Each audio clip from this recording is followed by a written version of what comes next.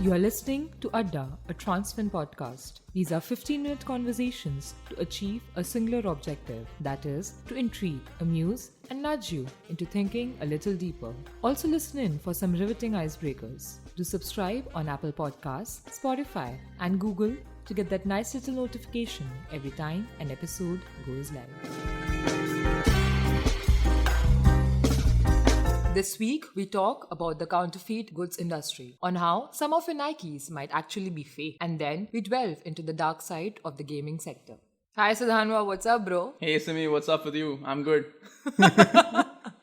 Oh, awkward beginning. Yeah, it's been like a week since we actually, sat down to talk about a podcast mic. We missed the last week because the website was going a major transformation. Yeah, and right now we're up and live and we're up and running. It's amazing. Yes, and all of you listeners must check out the new website. If you haven't already, yeah. If you haven't already, yeah. So Sudhanu, what are we talking about today? Okay, Simi, you have heard of fake news, haven't you? Yes, I have. Okay. We did speak about it a couple of weeks back as well. But have you heard of fake shoes? No. Yeah. So, Simi, today we are going to talk about the counterfeit goods industry. Okay. Like so much of the things that we buy online or even offline can be fake, right? In fact, the global sales of fake goods crossed 520 billion last year. Simi, that's billion with a B, by the way. That's huge. Yeah. And when it comes to all of global trade, 3.3% of all trade is done over fake goods. And that's quite a bit of it, right? Right. Yeah. And these fake goods include what? They can come from, they can include everything from your shoes to your, your shades, to your purses. Consumer durables mostly. Yeah, it can be anything that, that can be faked, basically. Right. And then all these goods, like the chief countries, like where these goods come from, they are China. Of course.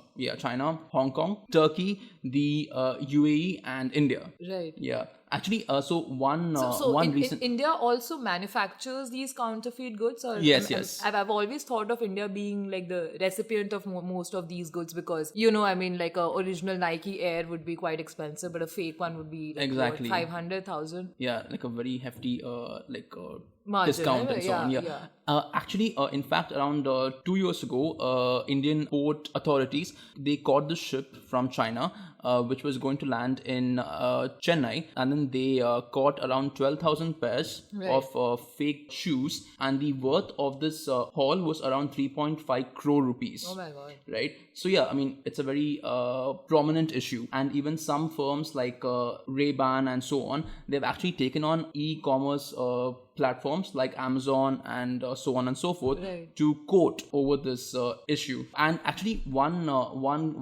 case, Simi, it happened in January, I think, and then this case involved US authorities busting a fake shoes ring, and then this involved about $472 million worth of fake shoes, everywhere from fake Louis Vuitton footwear all the way to fake Nikes. And then this particular ring took around 8 years to track down because they used around 129 shipping containers, fake company names, fake phones, and fake emails to stay untraceable. Right? Oh, wow. Yeah, so it's an entire industry in itself. It is, and then as you can see, the drug industry, I'm assuming. Sort of, yeah.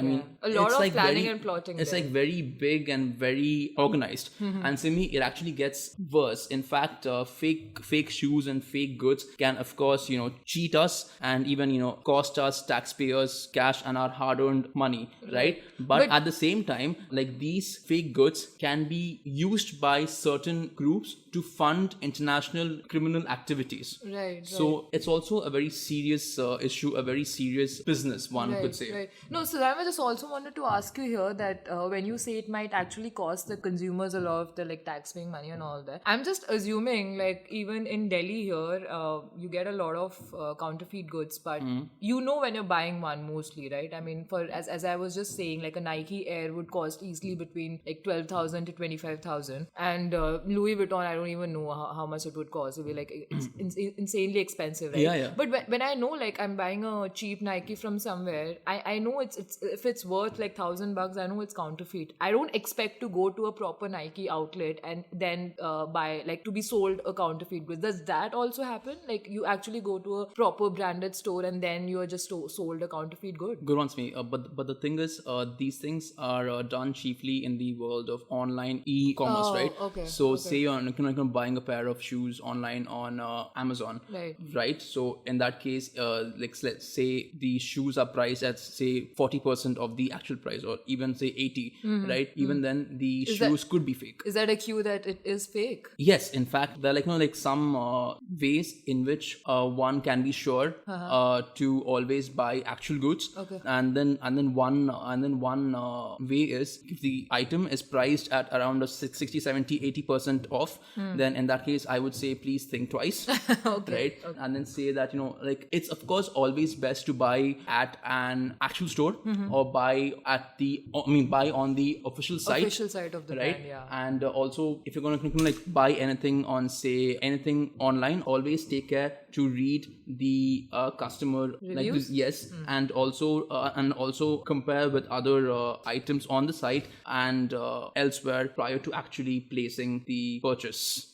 Yeah. So Simi, like, you see, these are very dark times, right? I mean, times of fakery and falsehoods, times of fakes and trickery. Deep fakes. My God, Sudharma, you talk like a 50-year-old auntie. Yeah? I'm just 24 though, and I'm not an auntie, I'm an uncle. That's the difference. God. Yeah, I'm just thinking of all these firms whose tagline, I'm guessing, would just be to just fake it. Nike, just fake it. That was a good one, bro. Thank you, Simi. Nice. So Simi, what else do you have on your mind? So the second topic going to talk about today is the gaming sector and the dark side of the gaming sector. Like, we all know how the gaming sector, the gaming industry is a burgeoning one. And like, I remember when I was a kid, I used to, like, I never owned a PS4 or PS2. Like, I didn't really have like an Xbox. Me neither. Yeah, I had those. I don't even know what they're called, but those very basic. You used to have those cassettes where you used to insert them on that, I think, dock or something, and then you to like very basic games like Mario and Contra and Tank. I remember playing these ancient games that seem so long ago. Yeah, like I've never really dabbled into this very upcoming, I'd say upcoming phase of gaming where so the fact is, a lot of the gaming industry has now moved online, right? So the kind of dock and cassette thing I was saying was still a offline thing, but now with like increasing penetration of smartphones, cheap data and all of that, a lot of the gaming industry has moved online. Yeah. Not even desktop. Like, I remember there was this one when I was like high school time, early college, there was the craze of desktop games. Like, I think the shooter games, CIA, Call of Duty, Call of Duty, right? Call of Duty and all of them. They were all, I think it was a huge craze where all of these boys in the hostels everywhere just playing these games. All of them, they used to have this, like championships and tournaments and everything. Yeah.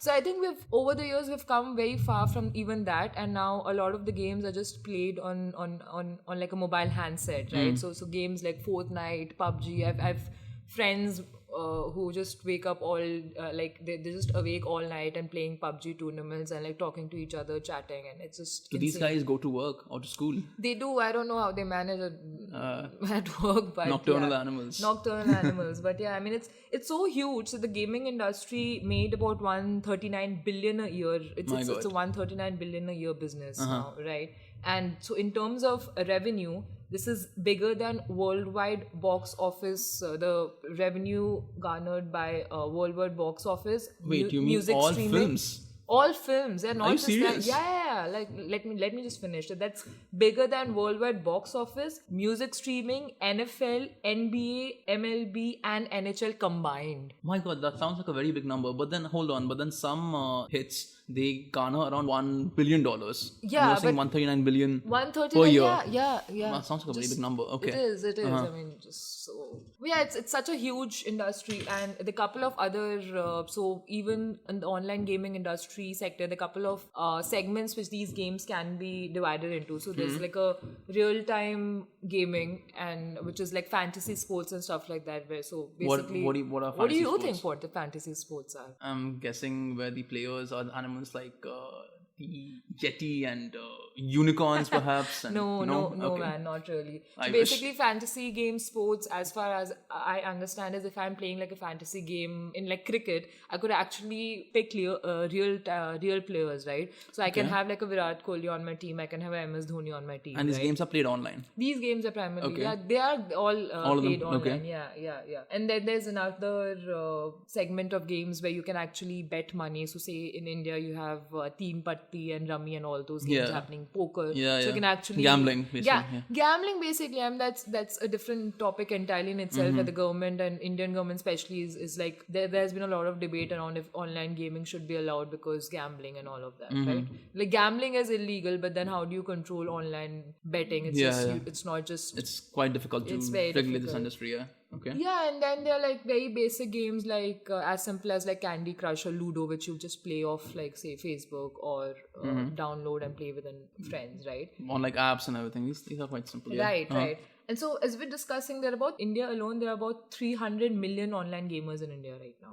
Okay. Yeah, 300 million. It's a huge number, right? I'm just hold on. That's like around 1/4 of the country's population. Yeah, a lot of it. Oh my god. Yeah.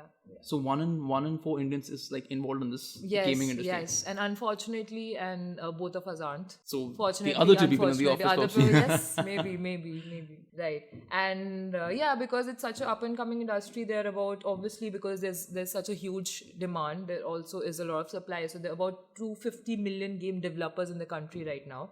This is about 10 times up from 2010, right? The demand for game developers has also increased drastically. Okay. Right, but just one thing which we are not talking about all around all this fantasy and hullabaloo is how there can be a lot of negative impact, and So how you mean there's the dark side of the the gaming dark side, industry, the dark underbelly, as we like to Dark address underbelly it. sounds so disturbing for some Yeah. reason. I guess that's the idea, right?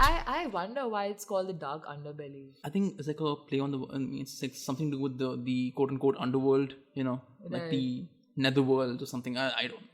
Right. Perhaps. So, Simi, like, what exactly is the dark underbelly of the gaming industry? Right. So if you just take the example of like a hugely popular game called Fortnite, which was launched by Epic Games in 2017, it's vastly popular and it has about 250 million players worldwide. Okay. Right. Yeah. And it made over 3.9 billion. The creator is a multi-millionaire. It's insane how much he makes. So How old is he? Fortnite- I mean, do you know how old he is? I think he's about in his 30s or 40s, not very old. Should be like early 30s or late Okay, 30s, okay. right? And he has this gigantic house and he does not know. It's actually, I mean, so I was watching this episode, Hassan Minaj episode on Patriot Act, and it's insane. He just shows a brief clip on how he owns this massively huge house but has no clue what to do with it. He has this trampoline and the piano, and I don't know, he just collects some weird rocks. It's just weird. Like, Weird rocks. yeah, it's just, I mean, Okay. if you watch the clip, you kind of get the sense that this man has no idea what to do with the money because he, Okay. of course, did not plan for it. Like, that's the sense that you get from the Okay. clip. Some people are too rich. Yeah. And then they don't know what to do with the money. Sad. Right. So how Fortnite functions is it's a freemium model where you can obviously download the game for free and start playing. But so you need to pay for advances and upgrades. So you can buy skins, you can buy weapons, you have to, I think, pay so that your character does a particular move, a particular dance move or some things Okay. like that, right? So these skins, weapons, moves, all of them, they're like you have to pay for these. And now the gamers are so addicted, they're on it constantly over the time. It's also, you must also remember that it's a multiplayer game and it's a live streaming game, right? So while I'm playing it, I can talk to you. Like games like PUBG and all, they allow you to, you can use your microphone, you can talk to people. Like it's you Your don't need teammates, not, right? yeah, and you Okay. need not even sit in the same room, right? It's an entirely different world altogether. Yeah, It's also a form of social interaction. So much so that even interviewers, if you're saying that gaming is one of your hobbies, it's actually a huge plus for you because then you can actually manage. The next time, remember, you can actually manage a team for Fortnite. It will count. It's that Okay. huge, Okay. right? But now because people are so kind of fixated with the game, there's a huge demand. What happens is now Fortnite is kind of obligated to keep the players hooked, that they have to release new skins, new tools, weapons, New features, stages, new yeah. features every now and then, right? Which requires a lot of work. It's not a small deal, right? It's pretty big. Okay. And graphic designers have to work like insane hours. and some of them have even reported to have worked about 12 to 16 hours per day, 7 days a week. They have My not God. met their families for over 3 months. In the US. In the US, all of this data is currently just pertinent to the US, but obviously, like even in India, they have offices where developers are working. yeah. There's a huge demand even in India. So I was just going through this recent ET report, which says that developers in India are also paid around 2 lakhs to 40 lakhs. But when you get 40 lakhs per annum, you're obviously expected to work really hard, right? Especially they have very hard deadlines. Like if a huge say season is getting released today, they are now what these companies do is they hire a lot of people because they have to really get things done on a very short notice, and they make them work extra hours without any pay, but Okay. and lay them off almost immediately once the release has been done. Okay, but Right. isn't this illegal? It is, but there are no rules around it currently, and because all of it is mostly online, there are no unions, Okay. right? So then it becomes a huge problem. There has been, I think, some push to unionize the entire gaming industry and workers, but still it's in a very nascent stage. Okay. Like so much, so the issue is so bad that there's a word around it, like where you have to overwork and you're not even, then you're suddenly laid off. It's called crunch. Like, Crunching. yeah, crunching basically, right? So you're made to work extra hours, but you're not even paid, and you're laid off without any heads up or without any severance or health insurance. Extra all of crunch. those things. Is that the source of that phrase? Extra crunch. Yes, I love to use that word every day when I write the newsletters. But too much. So I mean, next time I think it's such a source of entertainment that we just miss out on these very small details. And I mean, these are just very obvious things that there's so much underlying sexism also. I don't know if you read about it, but this one company called, I think, Riot, if I don't remember if I gotten the name right, but it was slammed with about 3 lawsuits last year for its very overwhelming misogyny. Like women are never allowed to be on the leadership positions on these companies. In the company or even in the game, there's also In the sexism companies, in the in the companies. I mean, women not getting involved in the game is it's I don't know, not to say obvious, but the sex ratio is obviously a little skewed there. Women especially have been noted to be more involved and engaged in like puzzles and those games. Okay. Men on the other hand, men/boys are more involved in sports games, adventures and all of them. Okay. But yeah, it's just there's so much to it. I think we're just looking at always the The sunny side up. sunny side up, which we should. But I think it's very important that we're also aware of what's going underneath in the dark valley. Every coin has two sides. Yes, The it same does. goes with the world of e-commerce, Simi, Yes. where so many goods are fake, and all of us should remain forever Right. alert and vigilant. Yeah, today I go back home and smell my shoes to see if they're real. That's not how we find them. Please don't do that. Okay. That's all for today, folks. Thank you for listening in. Do subscribe to our podcast on Apple Podcasts, Spotify, and Google. See you soon.